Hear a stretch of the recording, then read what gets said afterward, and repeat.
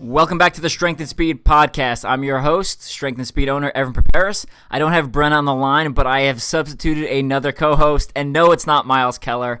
It's another female, one of the members of the Strength and Speed developmental team, Leah Hensley. Leah, welcome to the show. Hello, hello. Yeah, you may know Leah from, used to be the Battle Corps team. You might know her from a bunch of dogs barking in the background. You might know her from... she represents Neptune now, in addition to Bro CR and Strength and Speed. So, yeah, Leah, welcome. Thank you. Glad to be here. And before we get to our special guest, we'll do a quick word from our sponsors. This episode is brought to you by Juice Performer. So, Juice Performer offers two types of juice for pre- and post-workout. So, for pre-workout, they have a beet juice, which is very earthy tasting. Does not have any added sugar, so that's cool. And, you know, I think we've all been around OCR long enough where we've heard some of the performance benefits of beet juice. So that's the good for pre-workout, and then their post-workout, which they just came out with last year, is called Cherry Performer. And again, it's just cherry juice, no additional additives, no additional sugar. Really good. I highly recommend both of them. And actually, I just took the Inside Tracker test, which where they actually take your blood and they analyze it, and they give you some recommendations based off that. And one of my recommendations was actually drink more tart cherry juice, which I felt bad about because I had like a closet sitting full of it, and I just haven't been drinking it recently. So I'm actually sitting here right now with a can open, drinking it as we record this. If you're looking to get a discount on them, I think it's 1 CTG 15 gets you 15% off if you order from Amazon.com. All right. Today's guest, we have Jason Goggins on the podcast. You might know Jason from when he was on TMX last year or when he was on Broken Skull Challenge. You might know him as the owner of Black Diamond Obstacle Course in Ohio. Or you might know him from when he finished top 10 at the Masters Division in 2016 at the OCR World Championship in the short course. So, Jason, welcome to the show. Thanks for having me, guys. And I'll apologize in advance. I am outside, and I've got 3 dogs, so if they see something running by, they're going to bark at you. So. Gotcha. Multitasking. We want to talk about a couple different things this episode. One is we like to highlight smaller series. So I know you just did Mud Ninja, so we're going to talk about that a little bit. 2, we want to talk about what it's like to own your own permanent obstacle course facility and some of the challenges you face with that. And then 3, we want to talk about some upcoming events going on at Black Diamond, which I know includes the DRX games, which we've talked about on this podcast before with Christopher Belvin. So let's start off at the top. So I know you did Mud Ninja recently. What was that like? It was good. I know you've been there before too, and I know you were you had some successes and you had some I don't know let's say lack of success due to some issues with the course itself, and that played true again this year. I think a lot of times with the small courses, with so much going on and trying to handle so many things, and we'll get to that when we talk about the Black Diamond here in a little bit, some things get left behind, and a lot of times when the folks who are running the event aren't racers themselves, the last thing they think of is marking the course properly, and that was another issue with the Mud Ninja this year. I heard a lot of complaints about that, but that's really the only complaint. But that does affect the outcome because everyone's trying to fight for those ninja swords that they give away. And when you got some people doing the course for real and some people cutting the course or some people doing longer parts because they get lost, then it becomes a sour note for some people. Not me myself. I ran my race. I'm not sour about it at all. I didn't get a sword this year, but it is what it is. So, but all in all, it's a great race. It is part of our Ohio OCR Grand Slam here. That was the 4th out of 5. The 5th race was just this past weekend, so all 5 are now done for the season. The Black Diamond Obstacle Course Memorial Day's Mayhem race is the first one in that series. We also have Indian Mud Run, which is nationally known now because Hubie's got his floating walls up in NORAM and in Canada and all the championship races. Mud Ninja's another one. the other one? Shoot. Oh, they're going to kill me. The Anthony's up in Toledo. Black Swamp Dash. Black Yeah, Swamp. thank you. And then Nightmare Challenge was just this past weekend. Those are the 5 of the OCR Grand Slams. So the great thing about, you asked me about Mud Ninja. The race itself was a great race. It's got everything you come to expect. The mud part of their name is pretty true. They have tons of mud pits that smell like your armpits, and you definitely get muddy, but it's a pretty challenging course, and they keep bringing in new obstacles every year.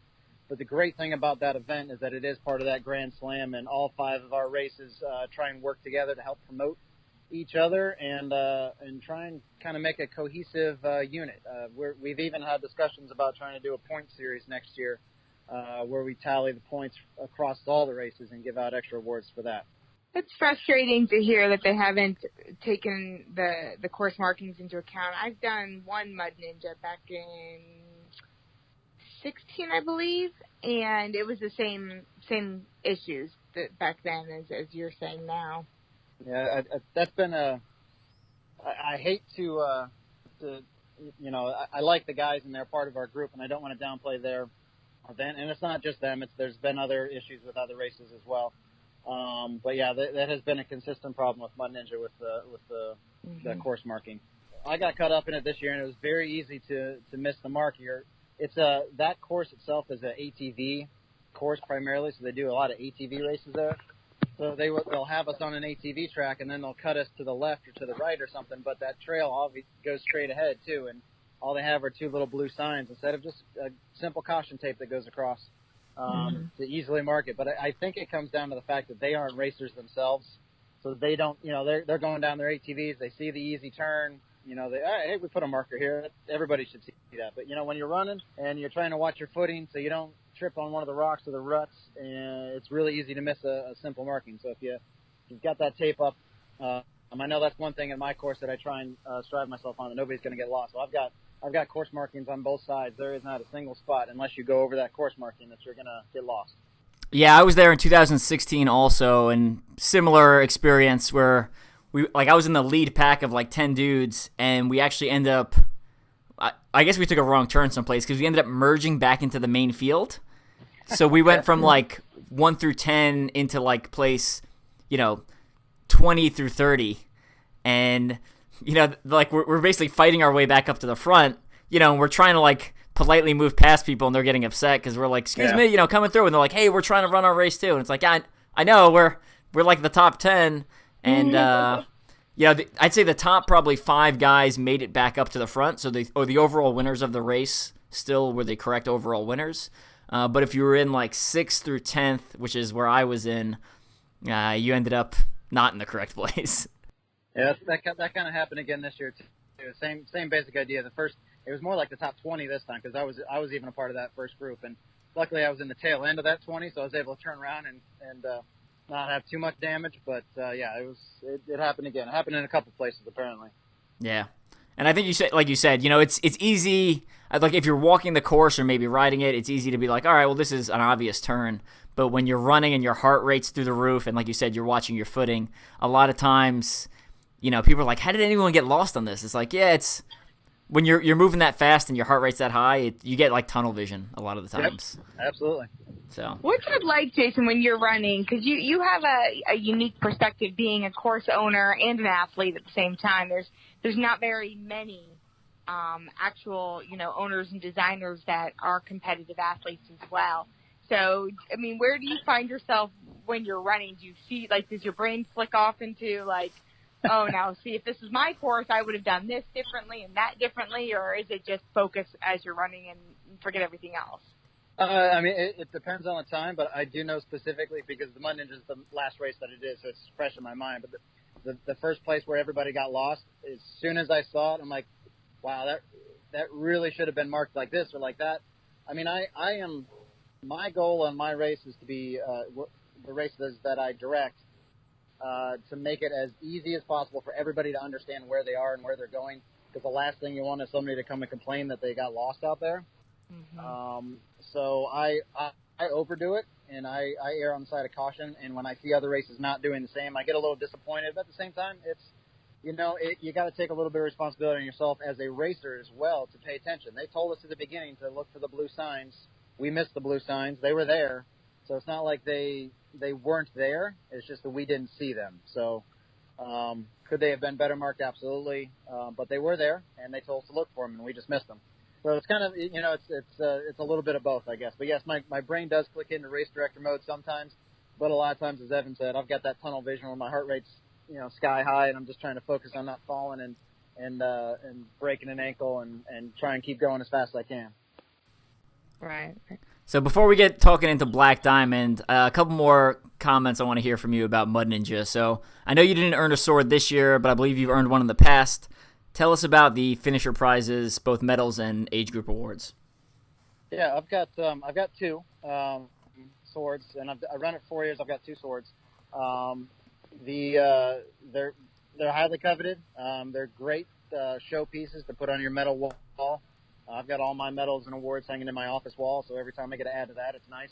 I'm a fitness director of a facility as well, so all my clients and training members get to see that and see that I'm actually practicing what I preach. So I enjoy that aspect of it. They have for the age group awards, they've got 3 different sizes of swords. So if you've got the big long one, you've won your age group, and if you got a little short one that's about maybe 12 inches long, you've got 3rd place. And then they have they changed it this year. I don't even know how to explain what the overall winners were, but they're much nicer, bigger katana swords, if you will. Yeah, we're not talking like chintzy little tin swords here. Like, these swords are pretty badass. Oh, these are the real deal. I mean, if you wanted to sharpen them up, they do come dull, but if you wanted to sharpen them up, they'd be real swords.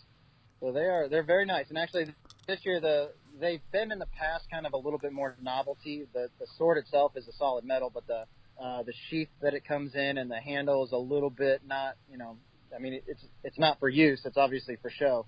This year, it looks like you could actually go out there and sharpen that thing up and use it. It was a solid piece this year. I always wonder when people win stuff like that at these races, like, they have to fly home and they're not checking bags. Like, what do you do? Just walk on an airplane with a sword or a shield or a gauntlet or all these cool things? It's a good question. I've never had to deal with that yet, but yeah, that's I don't know how you get a 3-foot sword on an airplane. Evan, have you had to deal with that stuff? Luckily, I've not. All the swords and stuff, and like spear and gauntlet, all that stuff I've won that was really big. I was driving to those, so it ended up working out well. I will say I went to a bodybuilding competition in 2014, and they gave me a fairly big trophy, and I only had carry-on. And when I put it in the bag, they stopped and they made me do an extra search because the base was like solid. So when it was looking through the X-ray, it was just like this solid brick basically. Beat someone with a trophy. Yeah, I guess you need to either buy a bag or have someone ship it, or there's a couple different options there, but it definitely makes it more difficult. Yeah, and the swords this year, I think I saw one of Amy Pagic's pictures of it. It looks like reminds me of a Claymore sword, so it's like the William Wallace sword. I mean, they're pretty big. So, yeah, they are. That two-handed type guy. All right, and let's talk a couple about the obstacles, and then we'll move on to your course. Give me a couple of the obstacle examples from Mud Ninja. They added a couple new ones. There's one that's got it's a metal truss, and it reminds me of a rope hang, but it's a PVC pipe that hangs from the top with just 2 ropes. If you have any moisture on you at all, you're not getting up. But they do say on the rules at the obstacle that you can use any way you can to ring the bell at the top. So when I got there, I tried the PVC pipe. It wasn't happening, so I just climbed up the truss and rang the bell. That's what a lot of people ended up doing, which it's a great obstacle if you drive, but they send you through a mud crawl right before it, so there's virtually no chance of getting dry. So I'm not sure how you're getting up that if you're not using the truss, but it was still an innovative obstacle. I think they could add one more rope at the top to make it doable. And then they've got my favorite one that they have is, I don't even know what they call it, but it's got like a little trampoline that you use in gymnastics. When you're going not a pommel horse. What's the one where you run down the lane and jump off the vault? The vault, yes. So they have one of those trampolines there. You bounce on that over a mud pit and try and grab onto a hanging cargo net and then pull yourself up. I remember that one. That was a fun one. Yeah, that one's pretty fun. That's there's a lot of good wipeouts on that one too. So it's not only fun to do but fun to watch as well. Yeah, especially at the end of the day. I remember going back after the race and playing around on it and like eating it pretty hard. Like, you go to jump on the thing and you just like slip off and miss and just slide right into the water. You're like, it's embarrassing. Yeah. Some of the springboards work better than others too. My first, when I was racing, I went through it twice this year. When I went through the first time, my springboard didn't bounce at all, so I did one of those, jump up, and I went about 2 inches and fell straight in the water. That was fun. But the second time around, it worked.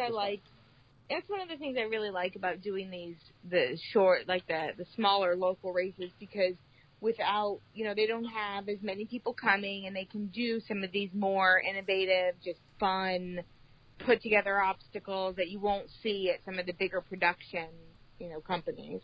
Absolutely. Yeah, they don't have to be ready to, tear down and build back up and easily assembled that way. So the diversity of the obstacles is definitely up there. For sure. Cool. Now let's move on to your facility. So it was about 2 years ago you opened Black Diamond Obstacle Course. So I guess take us through the process of how that started. Where did you get the idea and some of the challenges you faced, like essentially starting a brand new course? Well, this has probably been in the works for 5 years now. As I said earlier, I'm a fitness director at a facility. I've been into OCR, taking it seriously for about 5 years, but I've been racing for about 7. And I started doing a training course called, OCR Boot Camp or whatever I wanted to call it. I don't remember what it was earlier on in the days. And we were training specifically. We had a 6-week course training for a Spartan race because Spartan was coming to Ohio. So, we had a couple tires and a rope climb and not much else. And we were just basically doing boot camps outside. And I saw this, overgrown tree area in the back of our facility. And I'm like, I wonder if I could build some trail back there. So I started really short. I did like not even a tenth of a mile, probably a fifth of a mile or a 5/100th of a mile. What is it? What's half less than a tenth? It was small. Let's put it that way. So I built that out so we could get used to some trail running. And then as I was building, I'm like, why don't I build a quarter mile? Why don't I build a half mile? So really for 2 years, I just kept adding on to the trail. I hadn't built any obstacles yet. I was just building trail. And I eventually got it up. So it was 2.2 miles. We do have an extension where we can make it a 5K. Which uses a bike path that's attached to our property, which is nice too. We can actually make it longer than a 5K, but it's just running. But actual cut trail, I did most of it myself, just going in there and pulling and cutting trees out and cutting weeds out and building trail. And by the time I got the 2.2 miles, after 2 years of doing that, I was the whole time working with my facility trying to get some funding for it. And it still took a while, but I got some approval, really small amount of approval, to get some lumber and start building obstacles. Luckily, I had a friend of mine, Jay Richards, who's an architect who was out of work for the summer. He got laid off. He had nothing else to do, so he helped me build pretty much the whole course. Well, that's convenient. That worked out very well for me. So it was perfect timing.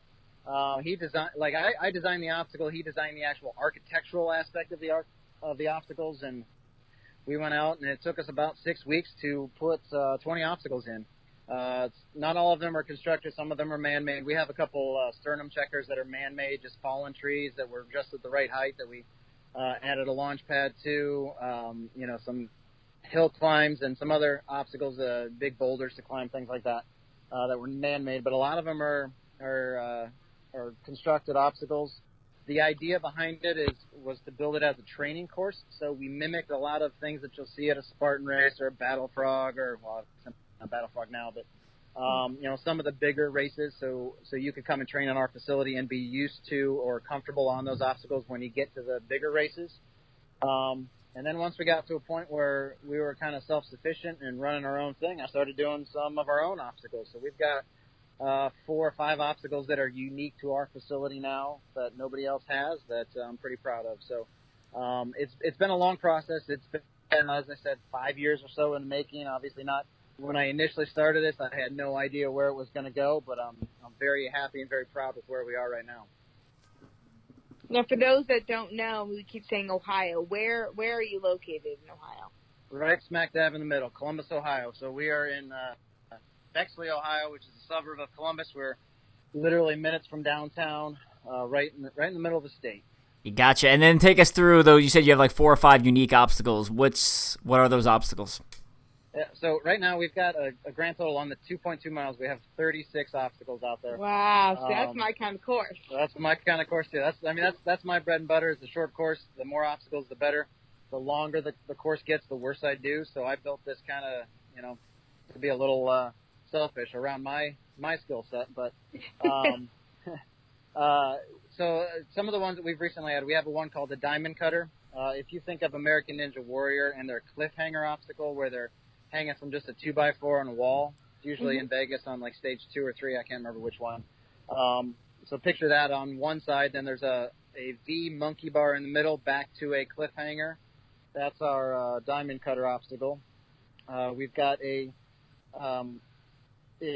seems fairly simple, but we have an Irish table that we have, but it is thicker both height-wise and width-wise than any other one that I've seen, and it's probably, to be honest with you, the toughest obstacle we have. Leah would love that one. It's not made for you, Leah, unfortunately. It is 6 feet 6 inches off the ground. And, even better. If you can't get up to the top of it, usually on an Irish table, it's only about 8 inches across. Ours is 24 inches across. So if you've never met Leah, how tall are you?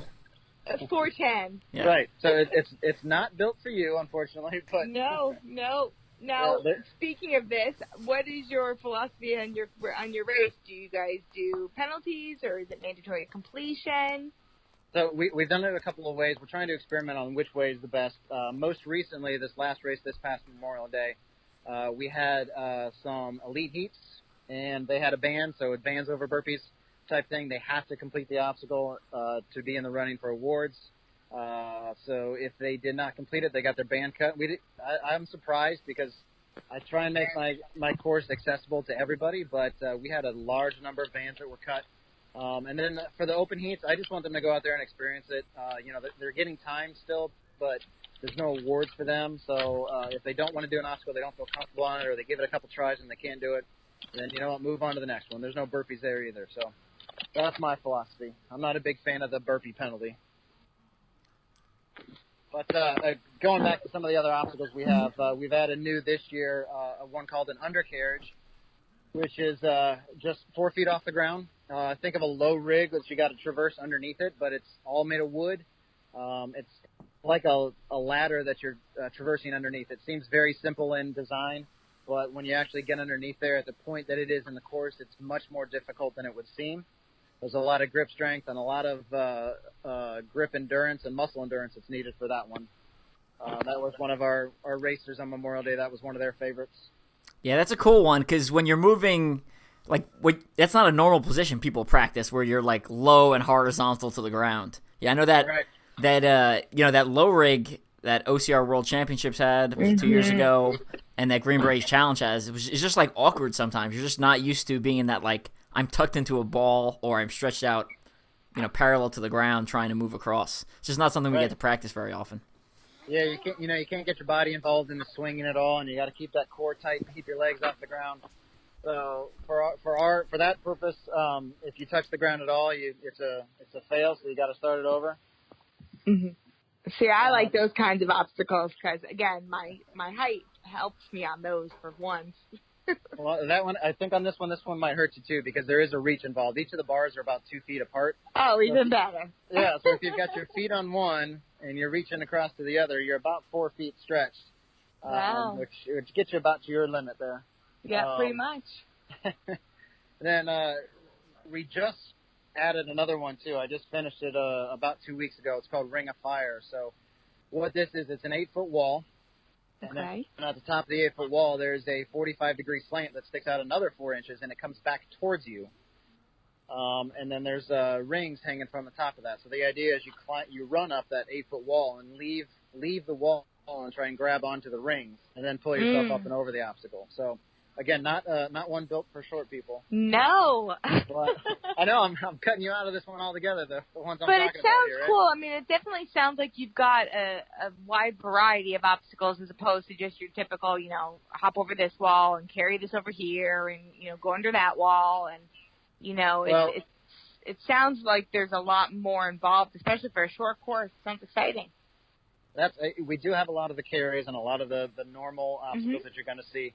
with 36 obstacles, there's only so many different ways we can do things. But Oh, for sure. we do, right now my goal is obstacle innovation. So anything new that I'm going to add is going to be something that hopefully isn't seen anywhere else. I love the idea of trying to get creative with the different obstacles. There are so many different things that you can do. It's just finding a way to build it and get it to work. So that's my goal now. Sounds good. So how many races a year are you putting on? Us ourselves, we've done a Thanksgiving race 2 years. We're no longer doing that. The weather just doesn't seem to work out for that one. And this is the third year for the Memorial Day Mayhem. So we've had 5 races all together that we have put on. The DRX games that's coming up, we're just hosting the event. So we've done a couple of those where we're just a host site, and other races have come and used our facility.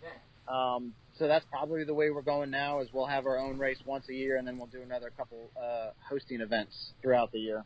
So before we go to the DRX stuff, what is some of what was the biggest thing that you've learned or you wish you would have known when you started this that you know now? Wow, that's a big question. I don't know how to answer that one, really. The whole thing itself has been a learning process. I wasn't a builder. I could kind of muddle through and get some things put together, but having Jay out there with me, that first build that we did, I learned a ton on how to construct things like this and the proper fasteners and the load bearing options and how deep in the ground we got to go. So luckily now that I'm building all the obstacles on my own, I'm able to do that fairly well, I feel. So that's one thing that I learned that I had no idea I was going to, I figured, hey, look at that. It's an 8-foot wall. You just put 2 posts in the ground and put some 2x4s on it, right? No, it takes a little bit more than that. So that's part of it. Just the whole, I think the aspect of putting on an event is way more difficult than a lot of people understand. So, they go out there and they see a price tag of $100, $120 for a Spartan race, or actually probably even more than that for a Spartan race.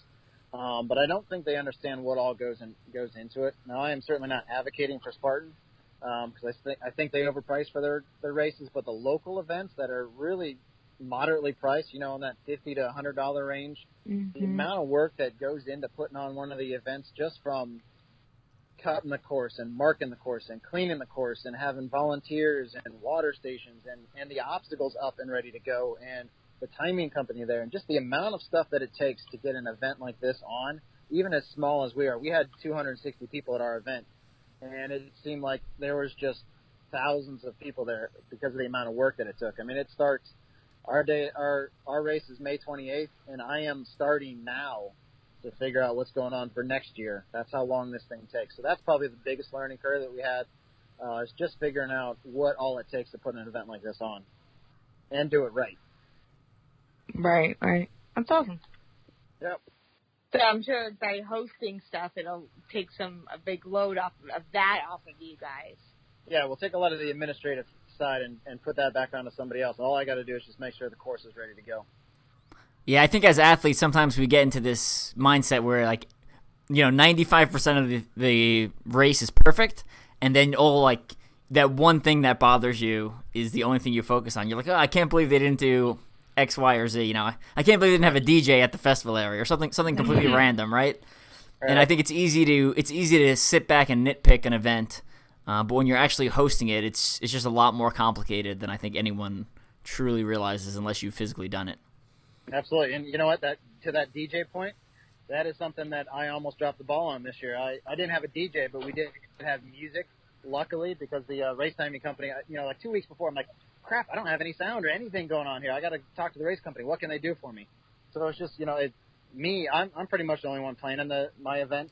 So things like that slip through the cracks, and that's the way it goes with a small thing like this. We don't, you talk at the bigger events, they have full-time staff that are working on these things, in multiple different spaces all over the country. And they have resources to do that. Our small races, it is pretty much the race director and maybe 1 or 2 other volunteers that are putting this thing on. And there are a lot of things a lot of moving parts and a lot of things that need to happen to make sure that it goes off smoothly. And when they do, and when things work well, and even when they don't work well, if you look at that 95% 95% that worked well and 5% that didn't. Really think about that 95% that worked well, and how much work was put in just to getting that done. And then it's also going to be different per athlete. Like, I just read a review from someone who's complaining about a race, and everything they cited as a complaint, I wouldn't have even noticed. You know, it was stuff like about the festival area and volunteers not being at water stations, and I was like you could have the festival could be completely empty for me, and I wouldn't even care, right? Like, me too. As long as the course is marked well and the obstacles are good, and you know there's a rank order or timing system in place, and there's some sort of like recognition for the top 3 or the age group, whatever. Like, that's really all I care about, because I'll have my own fun on the course. I don't need the festival area, but some people, it's all about like that post race beer, right? So if there's no post race beer, they get upset. So yeah, I know. For my race, we had medals this year for the first time. This was the third time we've done it, because for me, I don't go to races to get the medal. They're nice and all, and I'll hang them up because it's something to show. But if I didn't walk away with a medal, it wouldn't hurt my feelings one bit. Obviously, if I finish top 3 somewhere, I want to bring something home. But if it's just a participation medal, it's not one of those things that's on the top of my head. So I didn't have them the first 2 years, and that hurt our attendance. And I heard from a lot of people that, hey, if you had a medal, I would come. It doesn't suit my style, but okay. So I listened, and we did that this year, and we got more people because of it. So. Oh, I believe it. I used to be a self-proclaimed medal whore and run around chasing the medals and the bling and all that. And, as you are in the sport more and your priorities change and, all that shifts. But for your weekend warriors and the people you're trying to build your numbers, because, that's the bread and butter of the races. It's not the elite racers that keep a race running, So yep. I can see where that is, will entice more people. Absolutely. So when I transitioned in from road running into OCR, I was shocked that they gave out medals for stuff like, Warrior Dash. It was just very bizarre to me. It was like, why would I get a medal for something that's shorter than all of my workouts? See, and then I switch over to road racing, and I do a run, and I get to the end, and I get nothing. I'm like, really? Like, where's my medal? Because I did OCR before I started doing anything else. Yeah. I know CTG didn't do medals until I think it was 2015. Like, the first, 2012 and 13, and it might have been 14 too. Like, they had it was like a magnet. It was like, I conquered the gauntlet. And it was just like, here's your magnet. Thanks for coming. And then again, same thing. Like a magnet to put on your fridge? Yeah, exactly. All right. That's better than nothing, right? It's something. But now, obviously, they have medals now, and the ones they have this year are super nice, if you haven't seen them. Good. Yeah, so last year's medals was kind of small. There's like a lion head, and they actually, so I got to see some of the behind the scenes. They ordered them, and they were supposed to send like a proof, and they basically just fulfilled the order completely before they officially approved the size. So they were much smaller than the company wanted, but they already had whatever, a couple thousand produced. So it was like, all right, well, I guess we're going with this for this year. So this past year they made sure the medals were a lot nicer and bigger, like the appropriate size that they wanted. So if you want some of the backstory behind that. I still need to get out and do one of those races. I'm not a big traveler with the families, so they're just too far away. Do you have any idea, Evan, if they're ever coming out to a little further east? Not looking like, at least for the next year or so. Yeah. With both main prize families having a newborn baby, they're just trying to stay a little more local, and then it's just, as you try to expand, your cost starts increasing exponentially because you got to lug all that equipment out there, and then on top of that, your core group of racers are not present there, so you have to attract new racers to come in, which means you have to spend a lot more in marketing. And if you're spending more in marketing, then you may, your bottom line, your profit's going to be lower. So, right. I got all that. I was just asking for curiosity's sake. Yeah, no, I'm not. I don't have complete behind the scenes access, but I know for this year they're focusing on their, where they've already built their brand strong, and we'll see. Basically, I think they'll see how this year goes and how next year goes, and then we'll, kind of take it from there. Cool. Let's move into talking about DRX games. Now I know you're hosting that. So how did that come about, and what's that going to be like? Well, TK and I have been in TK. I don't even know how to say his last name. Well, let's just call him TK. Yeah. He's the guy who runs is the race director for all the dirt runner races and for the DRX games.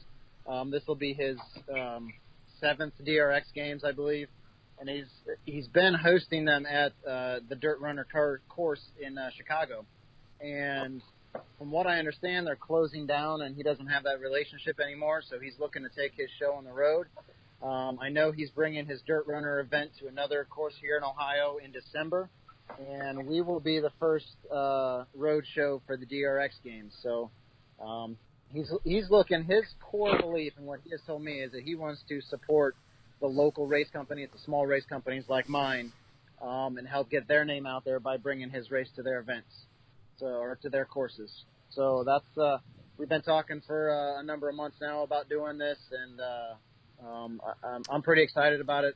Our registration is pretty low right now, so hopefully this will get some buzz out there. But as you know, speaking to your CTG and expanding there, it's a lot of it because his home crowd is from Chicago, so this is building a whole new the marketing aspect of it, and trying to introduce this type of event to folks in this area is a new thing. So I think once this first event happens and people see what it really is and see how much fun it can be, and they're still running an OCR, they're just doing 6 things in front of that. So for those who are not familiar with DRX games, explain the format a little bit.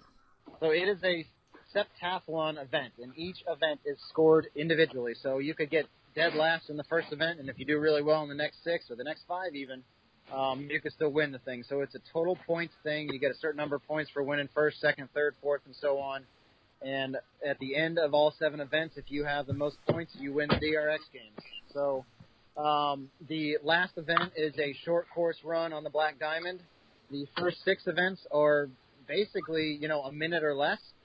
There's max rope climbs in a minute. There's max tire flips in a minute. There's max box jumps in a minute. There's a bucket carry filled with cement that's got a course for time that you got to do. There's a tire drag you got to do for time.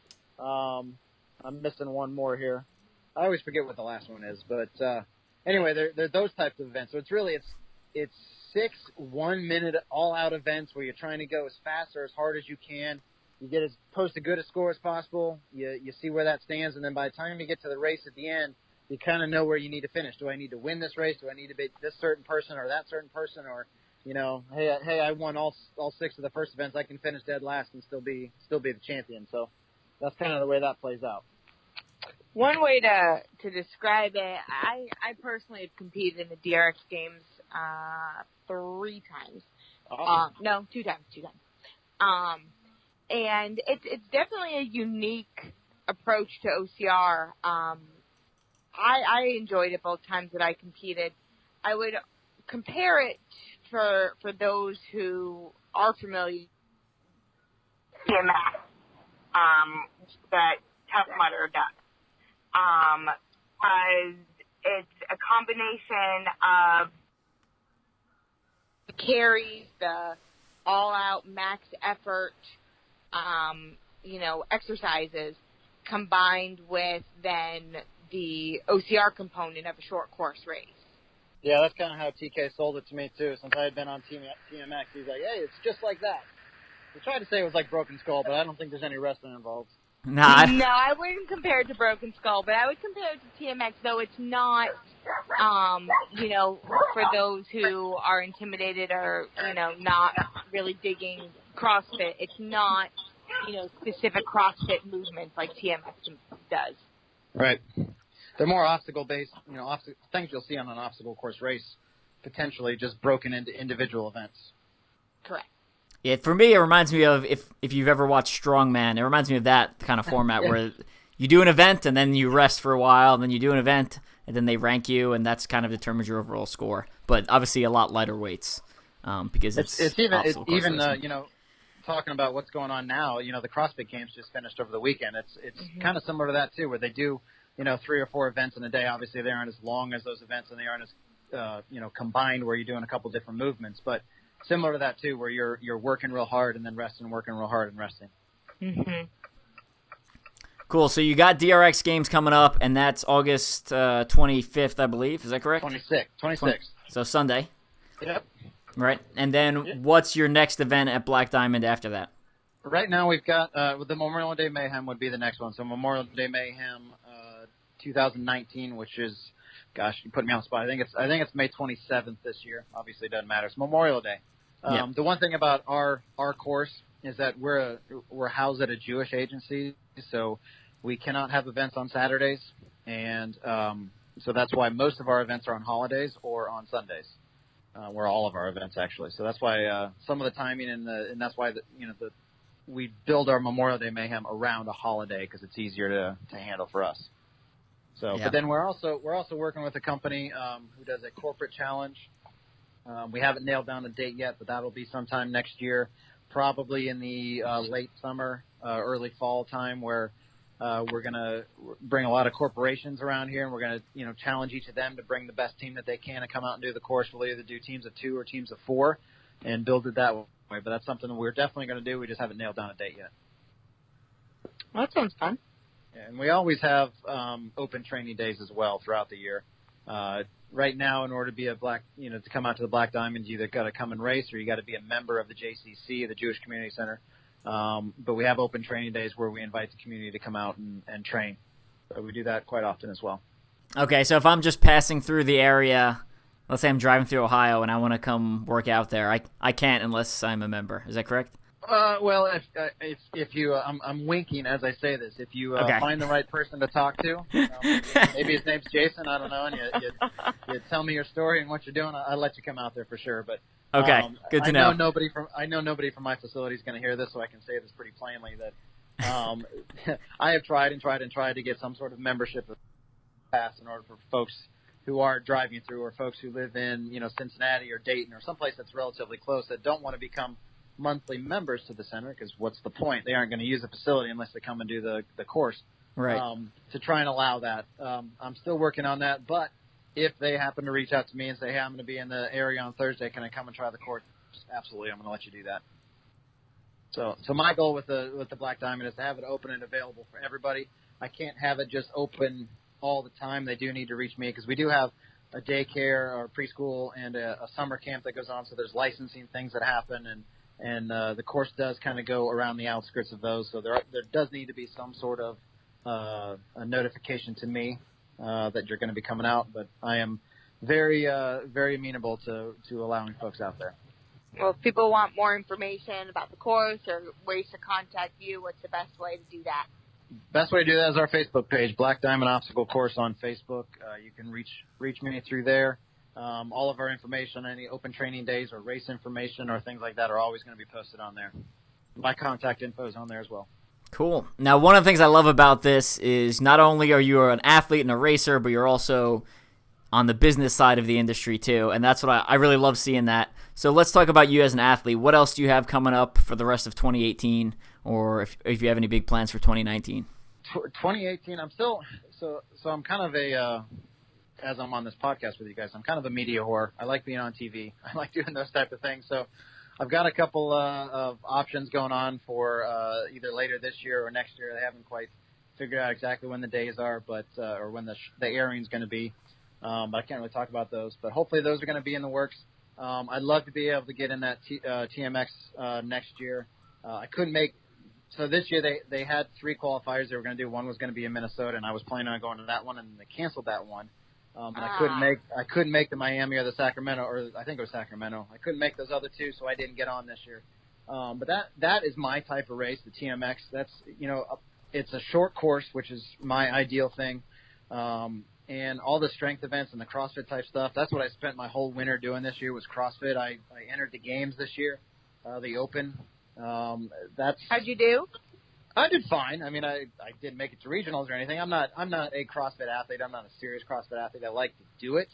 But I finished top 50 in my region, which wasn't enough to move on, but I was perfectly happy with that. So yeah. So I can hold my own, but I'm not. It's when you get to those heavyweights, because I still spend a lot of time running. I can't get up there to the heavyweights yet, but I'm also an old dude, so it's going to get harder and harder as the years go on. But as far as this year goes, I only have I've got 2 races left to go. I've got the DRX games, which I'm going to compete in, so I'm hosting and competing in it. And then we've got another one actually I have 2 in December that I'm doing. So I spent more time this year focusing on getting my course ready and getting my race ready than I did on my racing. So I went to all the local events that we have, the Ohio OCR Grand Slam, and I didn't do any major events. I didn't do any Spartan races. I didn't do any Savages, anything like that. I spent all my time doing the local events. Cool. Now, when you say you're a media whore and you're trying to get on some TV episodes, are they OCR themed, or should I expect you to see you on The Bachelor or something like that? No. They're all sports or athletic related. Okay, just checking. Maybe not necessarily OCR, but yeah, there's definitely, like Ninja Warrior, I wouldn't call it okay. OCR. Yeah. Those right. types of Athletic. Yeah. You'll have to keep us posted so we can tell everybody. I don't think my wife would be too happy if I got on The Bachelor. Yeah. Or like Jersey Shore, but Ohio's version or something like that. No, and I'm joking about being a media whore. I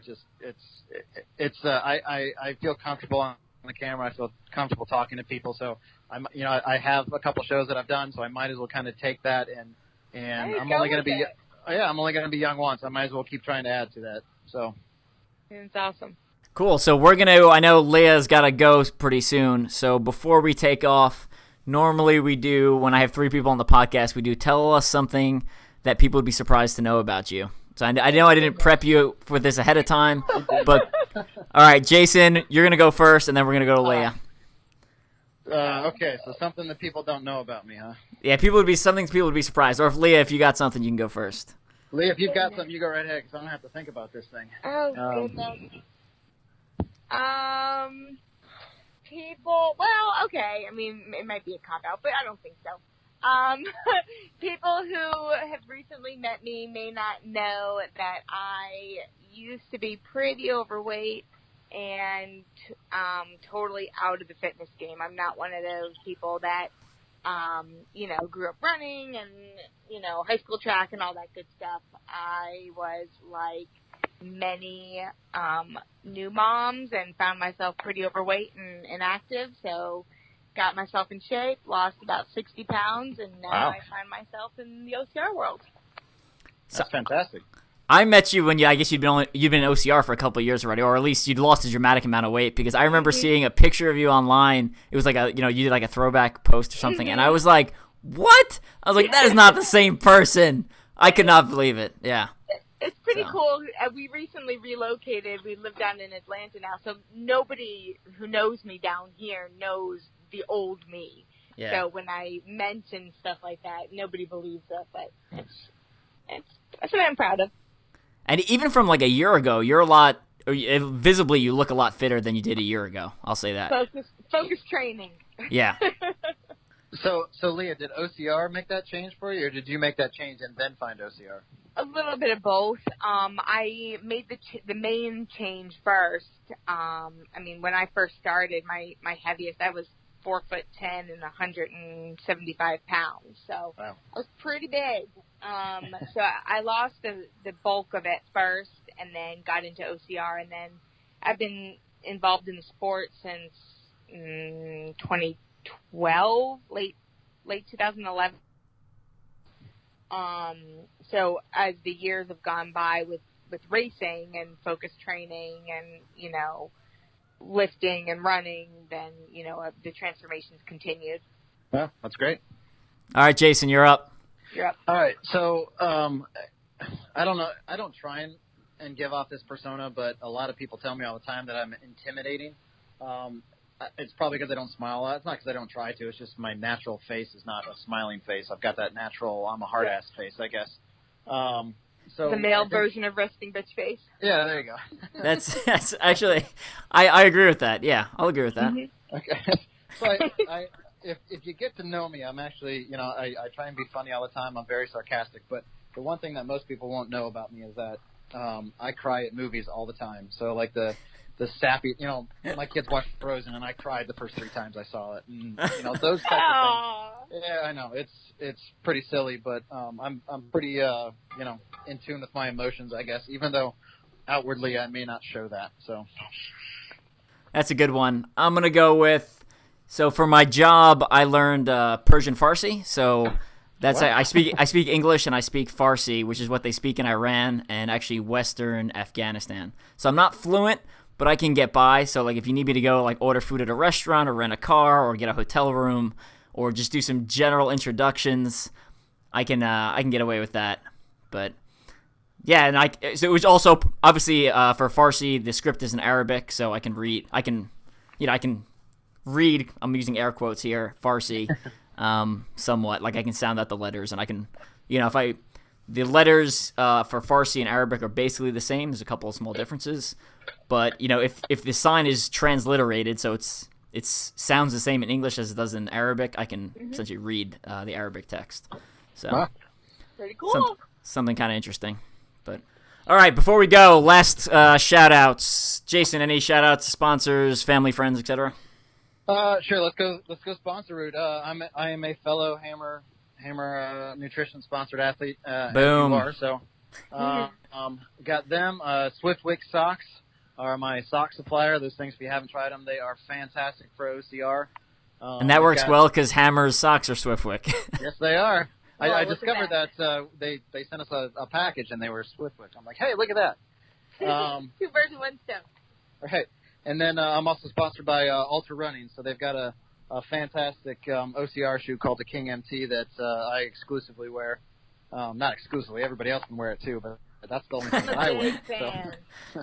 Oh yeah. I recently started racing in Kings, and I'm a big fan of them. Yeah, they're fantastic shoes. So those are my shout outs. And of course my my wife and my kids, who will probably never listen to this, but hey, hi guys, I love you. All right, Leah, what do you got? Sponsors, Sport Kilt. Anyone who knows me sees me on the course wearing my kilt. And Pickle Juice Sport is a newer sponsor of mine, and I swear by the stuff. Love it. Especially helpful on mountain courses, and I'm definitely going to have some in my kilt at Norium. And for my Neptune Pro team, most of us are formerly Battlegrounds members, but we are still together as the Neptune team, and we will be at Norium. And this will come out after Norium, so We will just a see heads you up. guys at Norium.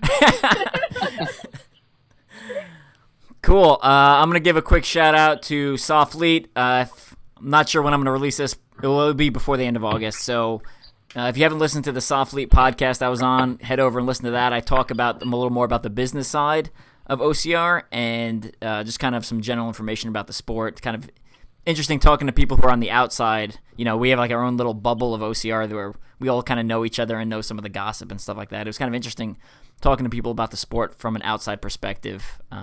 So head over and check that out. And then I've got a couple of articles coming out on Soft Fleet that talk about quitting, specifically for like endurance racing. So I think those articles are really good. I put a lot of effort into them. I've actually had them prepared for a while, and I actually talk about the TV show The Selection in there and use a lot of empirical data from some of the training and races I've done on quitting. And then on top of that, Mud Run Guide, obviously always putting out articles on there, so definitely head over and check that out. I got weekly articles coming out specifically for Endure the Gauntlet, and then some product reviews on some recent items. If you haven't head over to the Strength and Speed store, please do. We now have Boko trucker hats. They are awesome. Yeah. You'll see if you head over to Instagram, you can see Leah in one of them on the Strength and Speed Instagram page or her Instagram page. And the cool thing about those hats are, so they are, we had one of the teammates essentially donate them. So if you buy one of those, 100% of the proceeds go to the charity Folds of Honor. So definitely a good thing to do. Having a podcast does cost money. So if you like the content we're putting out, head over and buy something. And, this is a great opportunity because it's 100% charity focused. So, we appreciate any support you can give, whether it's directly to the charity or through another item in the Strength and Speed store. But, when you buy that stuff, it lets us know we're putting out decent content and we should keep going and keep producing podcasts and keep producing content for you guys. So go over and check that out. We're going to get going. Jason and Leah, thanks for coming on the podcast. Thanks for having me. Thank you. And we will see, or I will have seen you at NORAM when this is out. Yep. All right, Leah and All right. Jason. See ya.